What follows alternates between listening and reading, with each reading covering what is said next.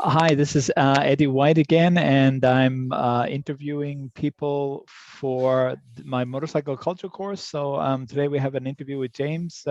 James, thanks for helping us out with the interviews. No, no problem. Okay. First of all, can you tell us your name and age, please?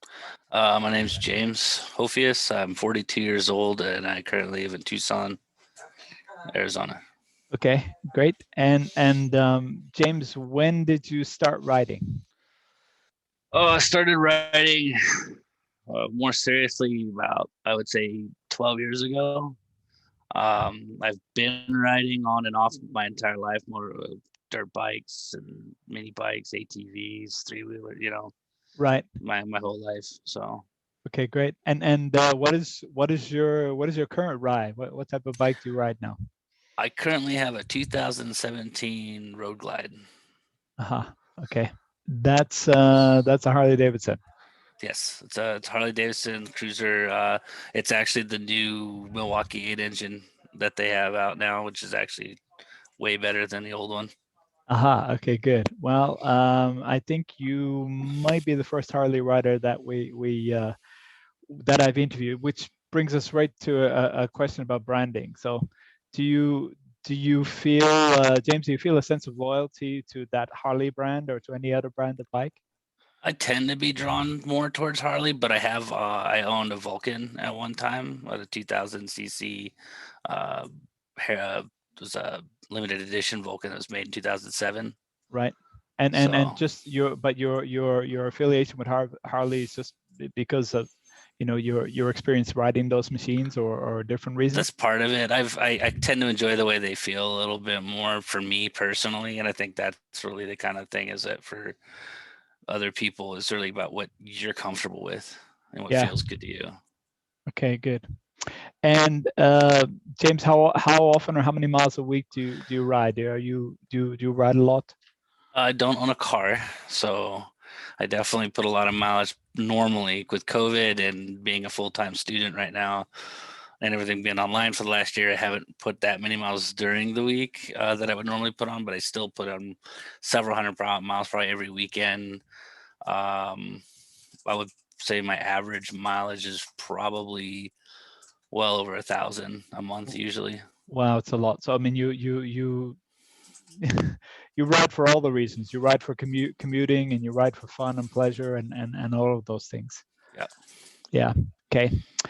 James, some people like to work on their own bikes. Do you work on your own bike? I do sometimes. This one I currently don't because I don't want to mess anything up with the warranty until I probably have one or two more services I'm going to have them do, and after that I'm going to do it myself.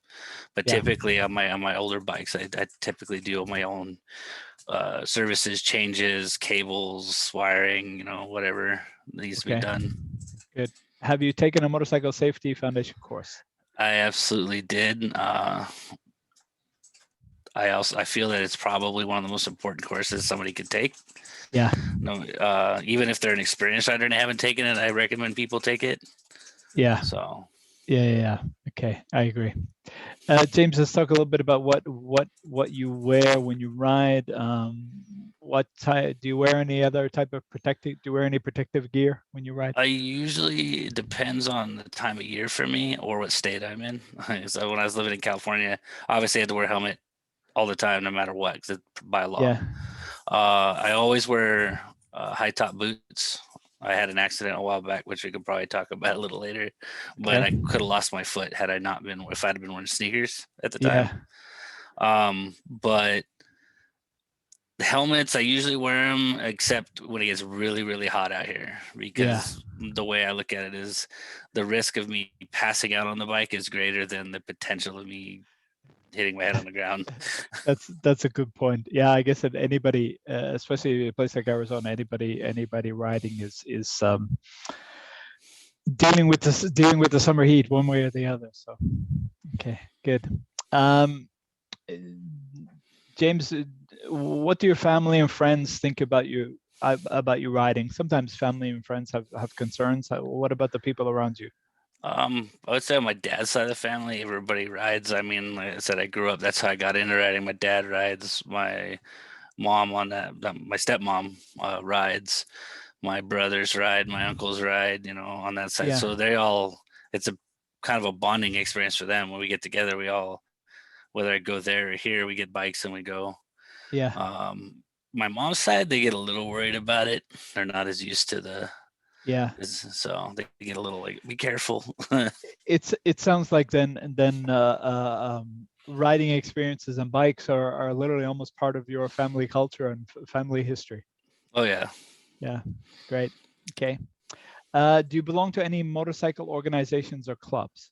I do. I at one point I belonged to an organization called UMF, which is not a club; it's an organization, Hmm.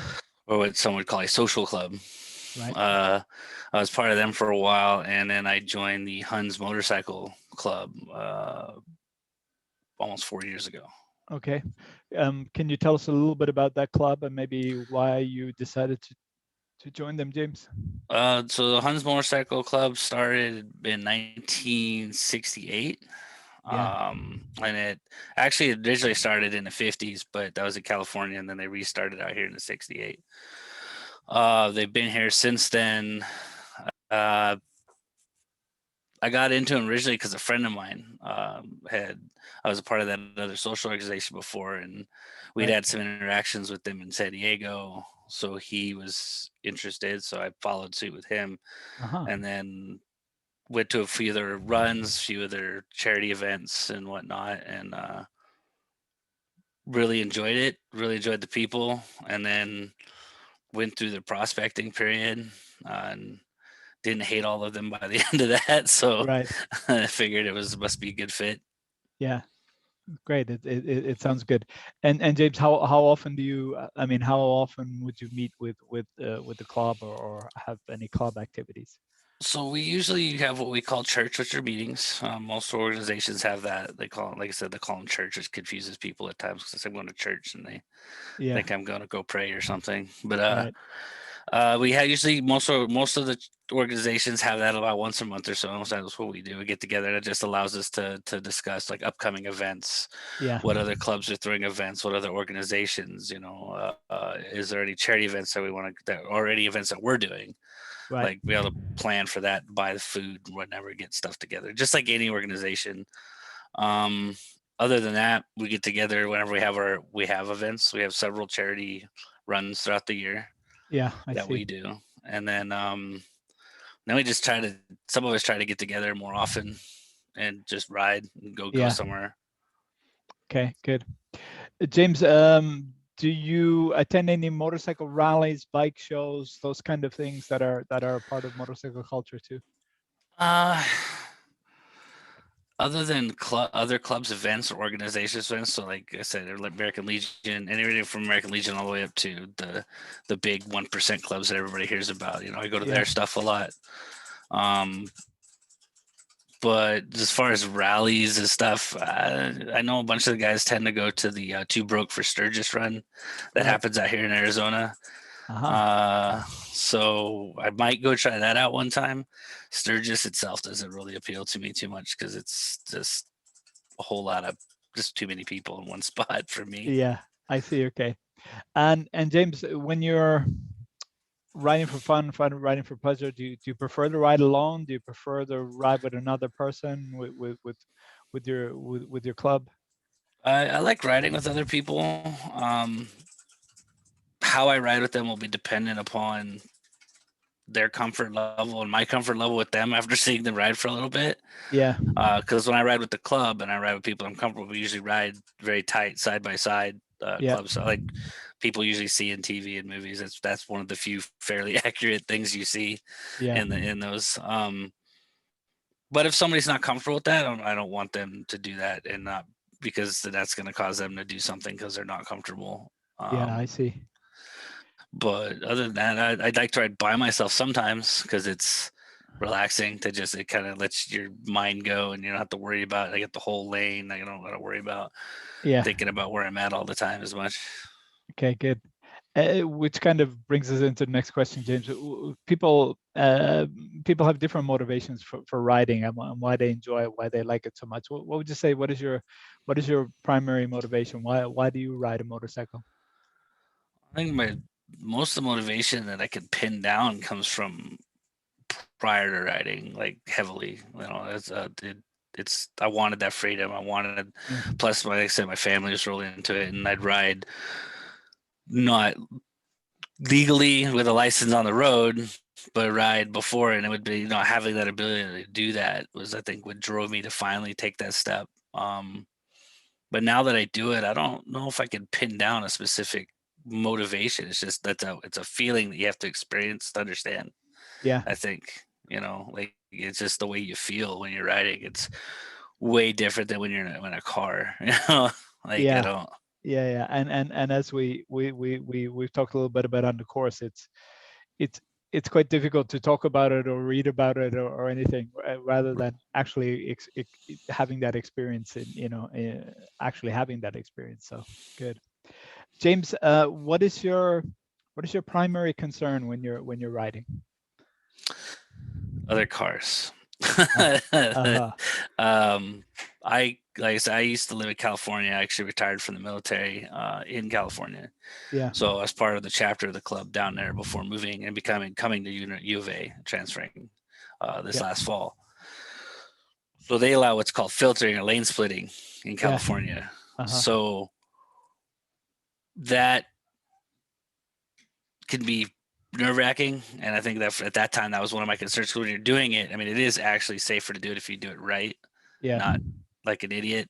But um, but it is nerve wracking because people don't pay attention. And I think even when you can't do that out here, there's a lot less traffic, so I don't feel obligated like I have to do it as much here. yeah, But it's definitely just not knowing what the cars are going to do. You start to pick up cues as you ride more. I think yeah, being able to pick out head movements in the windows, how the car is positioning, slowing down speed. There's little things, cues that you start to pick up, become instinct yeah. that something's about to happen. But James, would you say, and because you're quite an experienced rider, and we've had some interviews with other experienced riders, and have you seen it? Have you seen any changes over the years in terms of what concerns you when you're riding, and oh, has it gotten any more or less dangerous from your point of view? I'm way more dangerous. I think riders are becoming better in general. There's a lot more safety courses, things out there, a lot Yeah, more interactions between organizations and people that ride. yeah, So there's a lot more information shared. There's a lot more organizations out there that fight for riders' rights and things like yeah, that make it. But on the other side of it, the riders are getting better, but I think the vehicles are getting way more dangerous. The cars are built now where you don't experience the road as much. You can't hear it, you can't smell it, you can't see it, you can't even feel it half the time with the new cars. yeah. So they I kind of days out. I remember reading somewhere not too long ago, last year or something, about the number of just deaths on the roads have been increasing. It just in general, but the primary reason was the primary reason they gave was just SUVs, Mhm. just bigger machines on the road, and kind of what you're talking about. And There were people, two yeah, members of a motorcycle club that were killed just recently this weekend yeah, from an SUV they were going. It's the same typical. They're going straight through a light like they're supposed to, and the truck decides it's going to take a left, doesn't see them, and just runs them over. yeah, yeah. That's awful. Um, Almost at the end, James. A couple more questions. Do you think you'll ever quit riding motorcycles? No, there's no way. Not until as long as I'm physically capable of getting on something, I'll ride. That sounds good. And you mentioned an incident earlier about the foot. The last question is, do you have a favorite or worst motorcycle experience you'd like to share? Um, you know, So even both if you like. I've had two significant accidents. I would say one was significant to my body, Mhm. and one was significant to my foot. Or to my bike. which ironically they were different, and it's weird. So the first I was on the highway or the freeway in California, Yeah. and it happens to be a major interchange, lots of on and off ramps all at the same place, and I was doing, I would say 60, 65, which is actually unheard of in a California freeway at the time, but it was just so Right. congested. Nobody was doing their normal 80, 85 that they normally do. Yeah. But I was a good, length and a half, 2 lengths behind the car because I always try to keep myself away. And a car decided that that was the perfect spot for them. So they jammed in there and realized how close they were to the other car and slammed their brakes in front of me. Uh-huh. So when they did that, I had two options and I had to make a split-second decision. I could try to brake, which I probably wasn't going to brake fast enough. And you know as well as I do, if you do out of the back, you start to fishtail, then you have an uncontrolled drop. And Yeah. so I made the decision to intentionally lay the bike down Yeah. instead. Well, in the process, I didn't get my foot completely out from under the bike, and it Yeah. sucked my foot back underneath, and I ended up going through knee and ankle surgery. Yeah. It took about a year to get fully walking again. Wow. So, Okay. and then so that was, but the bike had almost no damage to it because it Yeah. was a controlled lay down. So I laid it down nice and easy. Right. It had crash guards on it, which is probably one of the reasons my foot was saved. The other one was I was wearing actual, because it twisted my foot around. I was wearing actual high top boots. Yeah. Had I been wearing a sneaker, there would have been nothing to protect my ankle from completely, basically twisting off. Yeah. So the other accident that I didn't get any hurt very bad, but the bike got real messed up. And it's another ironic thing is I was probably doing 7 miles an hour and we just had rain. And so I would tell anybody watching the interview, be very careful when it rains, especially first rain, because that oil comes right off the road and it makes the roads very dangerous. Yeah. And back tire hit a small bump. When it came back down and hit the oil, the whole back end of the bike went straight up into the air and brought the whole front of the bike down onto the ground. Didn't hurt me at all. I wasn't going very fast. It happened almost instantaneously, and I'm on the ground like I don't know what happened. Yeah. But the bike, the whole side of the bike was trashed. The handlebars were bent in half. I see. Yeah, it's too. Thanks for sharing both of them with us. So, and of course they're the memorable things that happen, James. But those those crashes or unpleasant experiences are a very small number compared to the many hours and days you get from pleasurable riding and enjoying as freedom much as that I you like. ride, there's definitely a small. Yeah, that's great. Okay, great, James. Thanks for sharing us your experiences with riding and just your ideas about motorcycle culture. Yeah, no problem.